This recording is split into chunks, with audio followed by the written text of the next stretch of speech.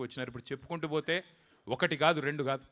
నెత్తురు గారిన నేలల్లో సాగునీళ్లు బారించిన కేసీఆర్ గారని ఇప్పుడే దేశపతి గారు చెప్పిన మాట. అట్లాగే బొక్కలు వంగిన నల్లగొండలో ఫ్లోరోసిస్తో బొక్కలు వంగిన నల్లగొండలో మరి బొక్కలు విరిచిన గత పాలకుల దుర్మార్గాల సాక్షిగా మిషన్ భగీరథ చేపట్టి ఇంటింటికి నీళ్ళిచ్చి ఆడబిడ్డల కన్నీళ్లు శాశ్వతంగా తుడిచిన నాయకుడు కేసీఆర్ గారు కాదా అని నేను గుర్తు చేస్తా ఉన్నా. అరకొర సంక్షేమంతో 200 రూపాయల పెన్షన్ ఇచ్చి ఇయ్యనట్టుగా ఉండే ఒక పరిస్థితి నుంచి 2000 రూపాయల పెన్షన్లు ఇచ్చి కడుపు నిండా బువ్వబెట్టి మన పిల్లలకు సన్నబియ్యంతో హాస్టళ్లలో బువ్వబెట్టి 6.5 లక్షల మంది పిల్లలను చదివించుకున్న ఒక విజ్ఞాన తెలంగాణగా మార్చే ప్రయత్నం కేసీఆర్ గారు చేసినారు. అట్లాగే హైదరాబాద్ మినహా 9 జిల్లాలు వెనుకబడ్డ జిల్లాలుగా ఉండేది ఆనాడు, అప్పుడున్న 9 జిల్లాలు. మరి అన్నమో రామచంద్ర అన్న రాష్ట్రాన్ని దేశానికి అన్నపూర్ణగా తీర్చి పంజాబును హర్యానాను తలదన్ని వరిధాన్యం ఉత్పత్తిలో నెంబర్ 1 చేసింది కేసీఆర్ గారి నాయకత్వం కాదా? ఒక్కసారి గుర్తు చేసుకోమని కోరుతా ఉన్నా. ఆనాడు పంకా తిరగది ఎండాకాలం వస్తే ఏ అపార్ట్మెంట్కి పోయినా డీజిల్ గబ్బు, ఏ చిన్న జిరాక్స్ సెంటర్కి పోయినా ఇన్వర్టర్ లేని దుకాణం లేని పరిస్థితి.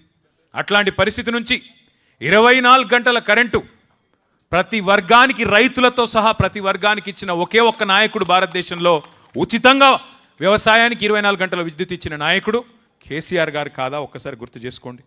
అట్లాగే పరిశ్రమలు తరలిపోతాయనే భయాన్ని తొలగించి పెట్టుబడిదారుల్లో కొండంత విశ్వాసాన్ని నింపి పరిశ్రమలను 3 లక్షల ఉద్యోగాలుంటే హైదరాబాద్లో ఐటీ రంగంలో 10 లక్షలకు చేర్చిన ఘనత కేసీఆర్ గారిది కాదా?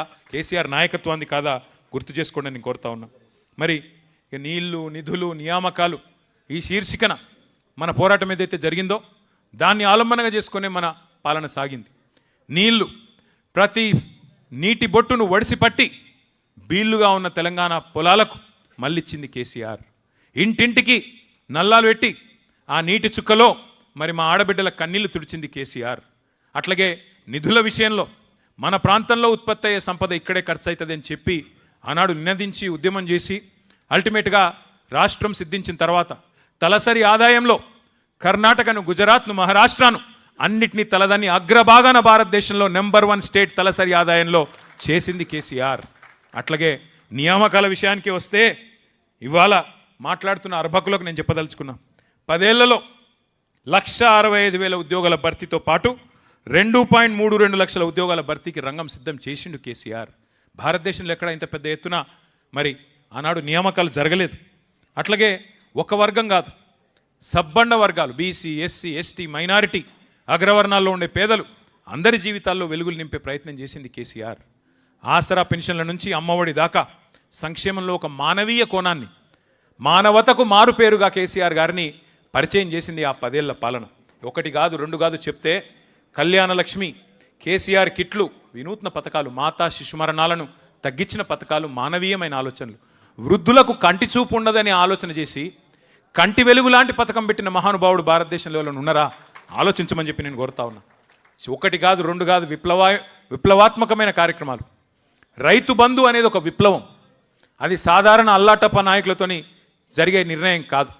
రిబ్బన్లు కట్ చేసేందుకు జేబుల కత్తెరలు పెట్టుకొని తిరిగే నాయకులకు అర్థమయ్యే పథకం కాదు అది. రైతు బంధు ఒక దమ్మున్న ధీరోదాత్తుడైన నాయకుడు 73,000 కోట్ల రూపాయలు రైతుకు పెట్టుబడి సహాయం ఇచ్చిన మొట్టమొదటి నాయకుడు భారతదేశ స్వాతంత్ర అనంతరం కేసీఆర్. భూమి శిస్తును రద్దు చేసి, నీటి తీరువాను రద్దు చేసి, పేదవాడికి ముఖ్యంగా తెలంగాణ రైతుకు వెన్నుముకగా, నిటారుగా నిలబడే విధంగా వారికి వెన్నుముకనాగా అండగా నిలబడ్డది, చేతిలో కర్రలాగా ఆసరాగా నిలబడ్డది కేసీఆర్. అట్లాంటి కేసీఆర్ గారిని సరే రకరకాలుగా బదనాం చేసి, ఇష్టం వచ్చిన చిల్లర ప్రచారాలు చేసి, ఇష్టం వచ్చిన తీరులో విష ప్రచారాలు చేసి, రకరకాల చండాలపు మాటలు మాట్లాడి ఆయన ఒక 150 గదులుండ ఒక భవనం కట్టుకున్నాడు, బంగారు భవనం కట్టుకున్నాడు, అందులో బంగారు కమోడులు ఉన్నాయి అని చెప్పి చిల్లర మల్లర మాటలు మాట్లాడి ప్రజల నెత్తి నిండా మరి ఇదిగో పులి అంటే అదిగో తోక అనే ప్రపంచం మనది, ఏంది అనేది కూడా ఆలోచన లేకుండా మరి నెత్తి నిండా ఇట్లాంటి అబద్ధాలతో, యూట్యూబ్ ప్రచారాలతో విషం నింపి అబద్ధాలు చెప్పి చివరికి అవే అబద్ధాలను డిక్లరేషన్ల రూపంలో, అవే అబద్ధాలను 420 హామీల రూపంలో అడ్డమైన మాటలన్నీ చెప్పి చివరికి మరి గద్దెనెక్కింది కాంగ్రెస్ పార్టీ, కాంగ్రెస్ ప్రభుత్వం. అబద్ధాలు, అభూత కల్పనలు, విష ప్రచారాలతో తెలంగాణ రాజకీయాలను కలుషితం చేసింది కాంగ్రెస్ పార్టీ. దేశమంతా వదిలించుకున్న దరిద్రం కాంగ్రెస్. ఆ దరిద్రాన్ని తెచ్చి తిరిగి ఈ విష ప్రచారాల వల్ల నెత్తిన రుద్దుకున్నారు పాపం అమాయకులైన మన సోదరులు సోదరిమణులు. కానీ ఒకటి మాత్రం గుర్తుపెట్టుకోండి, 14లో మనం ఒంటరిగానే గెలిచినాం, 18లో ఒంటరిగానే గెలిచినాం, 23లో ఓటమి పాలైన స్వల్ప తేడాతో. ఆడికి 3వ వంతు సీట్లు మనకే వచ్చినాయి, 39 సీట్లు వచ్చినాయి, 37% ఓట్లు వచ్చినాయి. కాంగ్రెస్ ఇన్ని ప్రచారాలు చేస్తే కూడా వాళ్ళు గెలిచింది 1.8% తేడాతో మాత్రమే. రాష్ట్ర వ్యాప్తంగా చూస్తే 4 లక్షల ఓట్ల తేడాతో మాత్రమే. అంటే 3వసారి కూడా కేసీఆర్ గారు గెలిచే పరిస్థితి ఉండే. కానీ ఈ విష ప్రచారాల వల్ల మనం కూడా కొంత నిర్లిప్తంగా ఉండడం వల్లనే వారు ఆనాడు ఓటమి పాలయ్యారు. సరే, దానికేం బాధ లేదు. అధికారం ఎవరికి శాశ్వతం కాదు. అది మనం అధికారంలో ఉన్నప్పుడే చెప్పిన మాట. గెలిస్తే పొంగిపోయేది లేదు, ఓడిపోతే కుంగిపోయేది లేదు. ఇది కేసీఆర్ గారు మాకు ఎప్పుడు చెప్పే మాట. కానీ ఇవాళ బాధ ఎక్కడ అనిపిస్తున్నది అంటే, అడ్డదారిలో అధికారంలోకి వచ్చిన అడ్డగాడిద కాంగ్రెసు ఇవాళ తెలంగాణను మళ్ళీ ఒక 25 ఏళ్ళు వెనుకకు నెట్టే పరిస్థితి తీసుకొని వచ్చింది రేవంత్ రెడ్డి నాయకత్వంలో. గ్యారంటీల గారడీలతోని గద్దెనెక్కిన రేవంత్ రెడ్డి ఇవాళ వడ్డిచ్చిన విస్తర్ లాంటి రాష్ట్రాన్ని కుక్కలు చింపిన ఇస్తారు చేస్తూ ఉన్నాడు. వడ్డిచ్చిన విస్తర్లాగా పెట్టిన పొయ్యి కట్టిన ఇల్లు అన్నట్టు ఆయన చేతిలో పెడితే పంచభక్ష పరమాణాలతో ఇవాళ పూర్తి స్థాయిలో కుక్కలు చంపిన విస్తారులాగా తయారు చేస్తూ ఉన్నాడనే బాధ కలుగుతూ ఉన్నది. ఈ 30 నెలల్లో సరిగ్గా ప్రభుత్వానికి కూడా 50% టైం అయిపోయింది ఈ రోజుతో రేపటితో. ఈ 30 నెలల్లో కుప్పకూలని రంగం లేదు, మోసపోయి గోసపడని వర్గం లేదు. సంతోషంగా సాగిన వ్యవసాయం ఇవాళ సంక్షోభంలో కూరుకొని పోయింది. రైతు బంధు లేదు, ఎరువులు ఇచ్చేటోడు లేడు, కనీసం పలకరించేటోడు లేడు. ఆరుగాలం కష్టపడి పండించిన రైతు ఇవాళ 60 రోజులు పడిగాపులు గాయాల్సిన పరిస్థితి వస్తున్నదా ధాన్యం అమ్ముకోవడానికి? 60 రోజులు 70 రోజులు ఆనాడు ధాన్యాన్ని కళ్ళకద్దుకొని కొనుక్కునే ప్రభుత్వం పోయి ఇవాళ కాళ్ళు పట్టుకున్నా కనికరించని దౌర్భాగ్య ప్రభుత్వం వచ్చిందనే బాధ కలుగుతూ ఉన్నది. ఇది వాస్తవం. ఒక రైతులు మాత్రమే కాదు, పెట్టుబడిదారులకు స్వర్గధామంగా ఎదిగిన తెలంగాణలో ఇవాళ పారిశ్రామికవేత్తల తలకు తుపాకులు పెట్టే పరిస్థితి వచ్చింది. ఇక్కడ నుంచి పారిశ్రామికవేత్తలు గుజరాత్కు, తమిళనాడుకు, ఆంధ్రాకు పారిపోయే పరిస్థితి వచ్చింది. 10 ఏళ్ల పాటు కష్టపడి ఒక్కొక్క నీటి బొట్టును ఒడిసిపట్టి మరి మన బీడు భూములకు మళ్ళించిన కేసీఆర్ గారి నాయకత్వాన్ని ఇవాళ బదనాం చేయాలనే ఉద్దేశంతో సాగునీటి ప్రాజెక్టుల మీద కేసీఆర్ గారి ఆనవాళ్ళ మీద కుట్రతో కక్షగట్టి చెరిపేసే ఒక చిల్లర ప్రయత్నం జరుగుతున్నది. ఒకవైపు కృష్ణ, మరొక వైపు గోదావరి. ఒకప్పుడు మన కవులు పాడేది, దేశపతి గారు కూడా ఎన్నో సందర్భాల్లో పాడారు, రసమై బాలకృష్ణ గారు పాడినారు. గోదావరి కృష్ణమ్మ మన బీళ్లకు మల్లాలి, పచ్చని తెలంగాణ మరి మాగాణమై మెరవాలని చెప్పి అందశ్రీ గారు రాసిన పాట.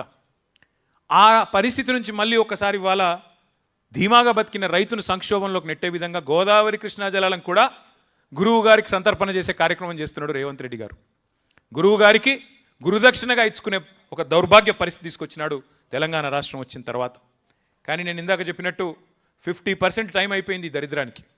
ఇంకా మిగిలింది కేవలం 18 నెలలు మాత్రమే. చివరి సంవత్సరం రేవంత్ రెడ్డిని కూర్చున్న కుక్క కూడా లేవదు, ఆయనకు కూర్చున్న కుక్క కూడా లేసి అల్లుడు కొట్టది.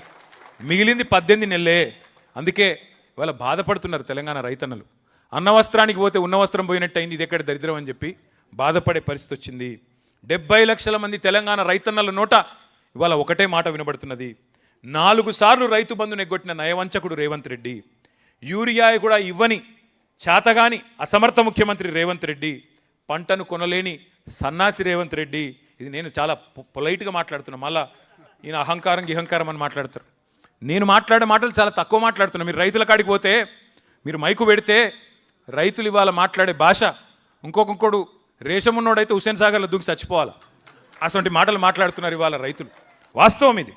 రైతులనే కాదు, తెలంగాణలోని తమ్ముళ్లను చెల్లెళ్లను ఆశపెట్టి అశోక్ నగర్లో రోడ్డు మీద కూసోబెట్టి 2 ఉద్యోగాలు ఊడగొట్టండి కేసీఆర్ది కేటీఆర్ది, మొదటి సంవత్సరంలోనే 2 లక్షల ఉద్యోగాలు ఇస్తానని మాట చెప్పిండు రాహుల్ గాంధీ. ఇలా ఎక్కడ చచ్చిండు రాహుల్ గాంధీ?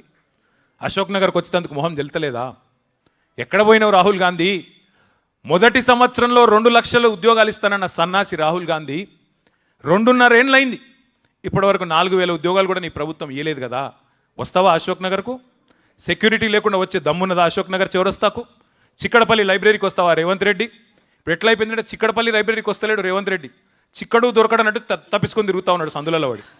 సెక్యూరిటీ లేకుండా బయటికి వచ్చే పరిస్థితి కూడా కాంగ్రెస్ మంత్రులకు కానీ ఇవాళ ఆ నాయకులకు కానీ లేదు. వాస్తవం ఏంది అంటే ఇవాళ మొత్తం తెలంగాణనే ఒక ధర్నా చౌక్ అయిపోయినట్టుగా కనబడతా ఉన్నది.